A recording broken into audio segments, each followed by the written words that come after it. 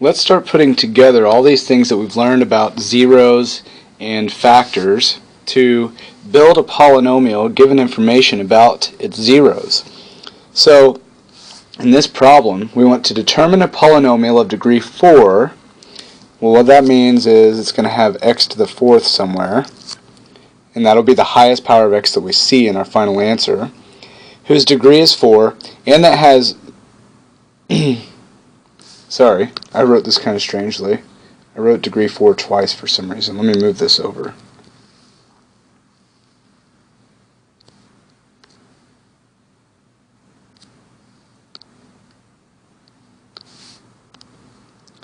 There we go. Determine a polynomial of degree 4. That means we're going to have x to the 4th, and that has zeros of 0, -1, and 1 plus I square root 2. The first thing we have to remember is that zeros give us linear factors. See, zeros are numbers, just numbers, and factors have variables, okay, when we're dealing with polynomials. So when I want to find a polynomial, that means I need x stuff in it. And all I have are numbers. These zeros are numbers. So I've got to turn these numbers into factors with variables, okay? So just as a reminder, if 5 is a 0, for example, then x minus 5 is a factor, okay? So this process turns this number 5 into a polynomial factor with the variable x. The key here is that you always want to think of the factor as having a minus here. So for example, if -6 is a 0, we know that that means x plus 6 is a factor. But the general pattern is that it's x minus -6, and that can help us a little bit if we always think of it as a minus here. It's always x minus the 0. So if we think about that and go up to this problem, I'm going to get rid of this stuff now. This is just a reminder. Then 0 is a factor, or sorry, 0 is a 0, means that x minus 0, or just x, is a factor. -1 is a 0, tells us that x minus -1, or x plus 1, is a factor. And finally, the strange one, 1 plus I square root 2 is a 0, tells us, don't make it complex here, no pun intended by the way, 1 plus I square root 2 is a 0 means that x minus all of 1 plus I square root 2 is a factor. Now, if I simplify that, this negative will distribute, so I could say, or x minus 1 minus I square root 2 is a factor. Okay, we're getting closer now. The problem is I have 3 factors. Oops. I have 3 factors now. The problem is if I multiply those things together, because factors multiply together, it's only going to be 3 x's multiplying, and it's not going to give me my x to the 4th that I need. So what's going on? What am I missing? Well, don't forget, because complex numbers come in pairs, we need this guy's pair. It wasn't given to us. Oh yeah, the conjugate of 1 plus I square root 2 is 1 minus I square root 2. So that is also a 0, which means x minus that guy, or if I distribute it, I get x minus 1 plus I square root 2 is a factor. Now we have 4 factors that when we multiply together will give us degree 4. Okay, so we start building our polynomial. So the polynomial that we're looking for here is going to equal x, that's one of our factors, times another factor, which is x plus 1, times another factor, which is x minus 1 minus I square root 2, times our fourth factor, x minus 1 plus I square root 2. And let me point this out, remind you of some terminology. These are each raised to the first power. So each of the zeros, 0, negative 1, 1 plus I square root 2, and 1 minus I square root 2, all have multiplicities of 1, okay? Because they're only zeros one time. Sometimes if you're doing a problem like this, a 0 could have a multiplicity of 2 or 3, meaning that its factor would show up more than one time down here. Okay, good. No problem there. Now, what we have to do is multiply this stuff together to get the polynomial. And this is the part that most people don't like, okay? But we're going to do it anyway. So let's get rid of this stuff because we understand it. We just need to work on the polynomial now. Oops.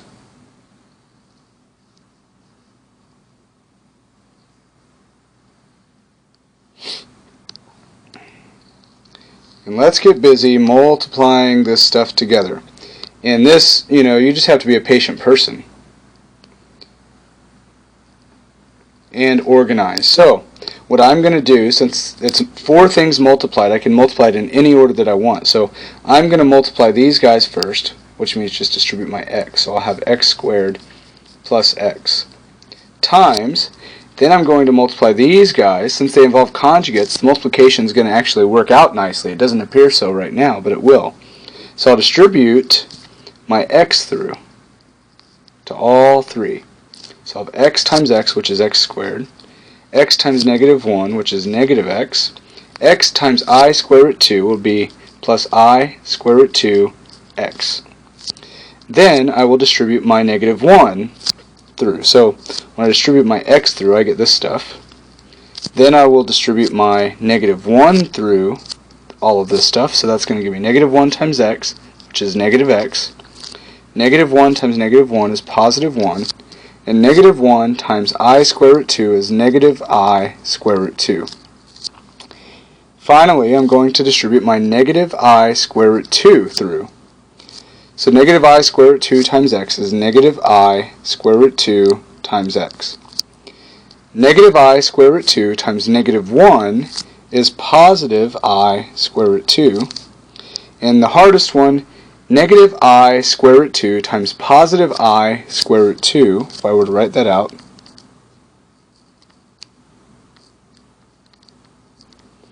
this is 4 things multiplied. So I can multiply it in any order that I want. So it's going to give me negative I times positive I, which is negative I squared. Square root of 2 times square root of 2 is square root of 4. There we go. Close that set of parentheses. So when I distribute my negative 1, I get these 3 pieces. When I distribute my negative I square root 2, I got those 3 pieces. Okay, so you've got to be very organized here. This should simplify down nicely. So that's what I'm going to do next. So I've got x squared plus x. Before I do that, I'm going to remind you that I squared is negative 1. And square root of 4 is 2. So negative 1 times 2 is negative 2. Okay? So I'm going to collect all my like terms. When I look at all this mess here in the second set of parentheses, I only have x squared one time. Then I've got negative x, positive I square root 2x, negative x, and negative I square root 2x. Well, the I square root 2x's, one's positive, one's negative, they drop off. So all I'm left with is negative 1x and negative 1x, which is negative 2x. Then my constants, I've got positive 1, I've got negative I square root 2 and positive I square root 2. Those are actually going to cancel. So I've got positive 1, and down here on the end, I have minus negative 2. So this ends up being plus 2. So I've got this minus, and then I've got negative 1 times 2, which is negative 2, which is plus 2. So I've got positive 1 plus 2, which is plus 3.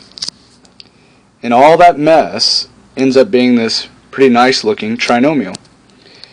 finally, I just need to multiply this binomial x squared plus x times the trinomial. So I'm going to distribute my x squared to all the stuff in the right trinomial. So x squared times x squared is x to the fourth. X squared times negative 2x is negative 2x cubed. And x squared times positive 3 is positive 3x squared. So when I distribute my x squared, I get all this stuff. Now I'm going to distribute my positive x. Positive x times x squared is positive x cubed. Positive x times negative 2x is negative 2x squared. And positive x times positive 3 is positive 3x. So when I distribute my positive x up here in green, I get these three green guys. Now I'm just going to combine like terms. I have 1x to the fourth. I have negative 2x cubed and positive 1x cubed. That's negative 1x cubed. I have positive 3x squared and negative 2x squared. That's positive 1x squared. And then the only x term that I have is my positive 3x. So this polynomial has a degree of 4, and it has the zeros that the problem gave us, because I built it based on the fact that it had those zeros which gave us the factors. So this is an answer. But in fact, if I were to multiply this entire polynomial by any constant, for example 2 times this polynomial,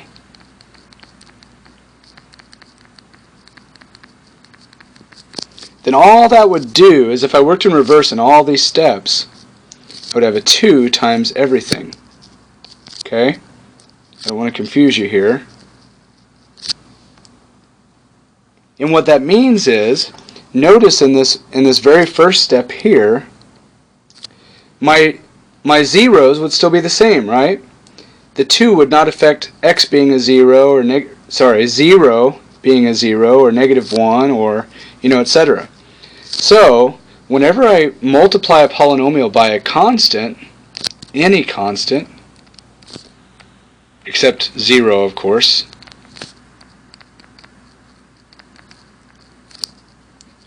that does not affect the degree.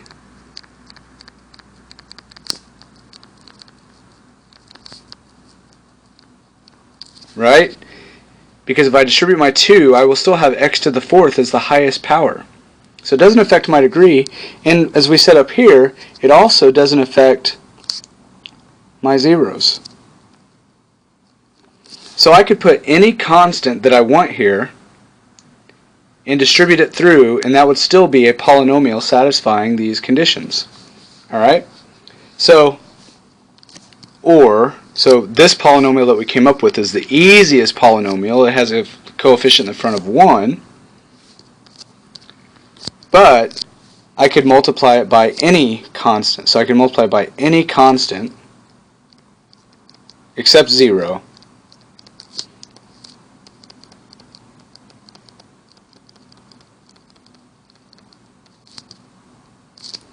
And that, any of those would be a suitable answer to this question. Okay? So I just want to point out, you can change the constant that you multiply by the polynomial, and it does not affect the degree or the zeros at all. One more time. The hard part of this was all this stuff, right? All this multiplying, all this tedious work. But the real brain power came in at the very beginning. How do we turn the zeros into factors? We had to do that. We had to know that complex numbers, when they're zeros, they come in pairs. So we had to create this last factor or last 0. Okay?